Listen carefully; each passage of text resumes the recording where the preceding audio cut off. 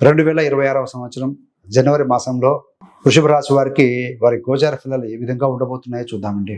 కొత్త సంవత్సరానికి అంటే ఆంగ్ల నూతన సంవత్సరానికి స్వాగతిస్తూ వృషభ రాశి ఫలితాలు చూద్దామండి. వృషభానికి అధిపతి శుక్రుడు. వృషభ రాశిలో కృతిక 2, 3, 4 పాదాలు, రోహిణి 4 పాదాలు, మృగశిర 1, 2 పాదాలు, మొత్తం 9 నక్షత్ర పాదాలు ఉంటాయండి.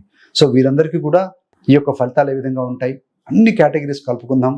విద్యార్థులకి, ఉద్యోగస్తులకి, వ్యాపారస్తులకి, ప్రేమలో ఉన్నవారికి, దాంపత్య జీవితం ఎలా ఉంటుంది, ప్రాపర్టీ సంబంధమైన విషయాలు, ఆరోగ్య సంబంధమైన విషయాలు, విదేశీయానము, చదువు, పిల్లలు, ఆరోగ్యం, ఇవన్నీ కూడా చూద్దామంటే చివరిని రంబటి చూద్దాం.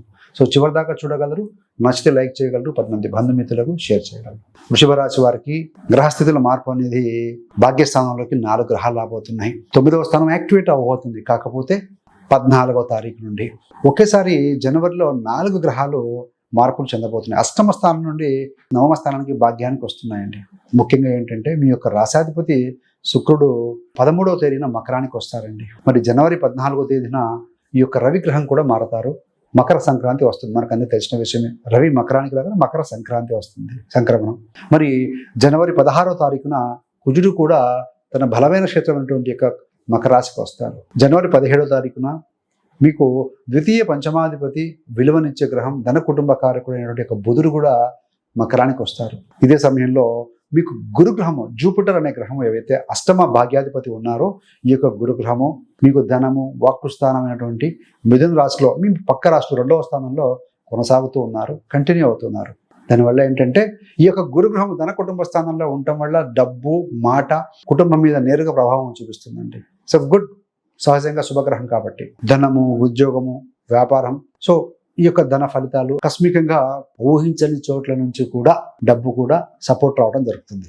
ఎందుకు అని అంటే అష్టమం అంటే షుడన్. సో కాబట్టి మీకు సపోర్టుగా ఉంటుంది అని చెప్పవచ్చు. ఏదైనా బంధువర్గం నుంచి కావచ్చు, పాత బాకీలు రావాల్సి ఉంటే, ఏదైనా రీఫండ్ మీకు కొన్ని రీఫండ్ చేసే ఉంటాయి, మీ అకౌంట్లో పడే ఉంటాయి. అట్లాంటివి అదనపు మార్గాల ద్వారా మీకు అదనపు ఇన్కమ్ సోర్స్ రూపంలో డబ్బులు వచ్చే అవకాశం కనబడుతుంది. క్యాష్లో అంటే లిక్విడిటీ అంతా కూడా జనవరి నెలంతా కూడా బలంగా ఉండే సూచనలు కనబడుతూ ఉన్నాయి. ఈ యొక్క గురుగ్రహము ధనస్థానంలో ఉండటం వల్ల సంపాదనతో పాటు మీరు సేవింగ్స్ కూడా చేసే అవకాశం బలంగా ఉందండి. కాబట్టి పొదుపు మార్గాల మీద దయచేసి దృష్టి పెట్టండి. సంపాదన ఒకటే కాదండి, ప్రాపర్గా ఇన్వెస్ట్ చేసుకుంటే మల్టిపుల్ అంటే కాంపౌండింగ్ ప్రిన్సిపల్ ద్వారా మీకు ధనం వృద్ధి చెందుతుంది రాబోయే రోజుల్లో అప్పటి అవసరాలకి. మరి వృత్తి, వ్యాపార విస్తరణ కూడా ఉంటుంది.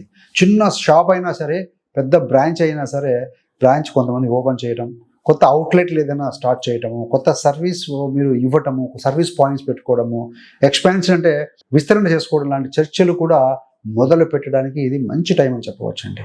డెవలప్మెంట్కి సంబంధించిన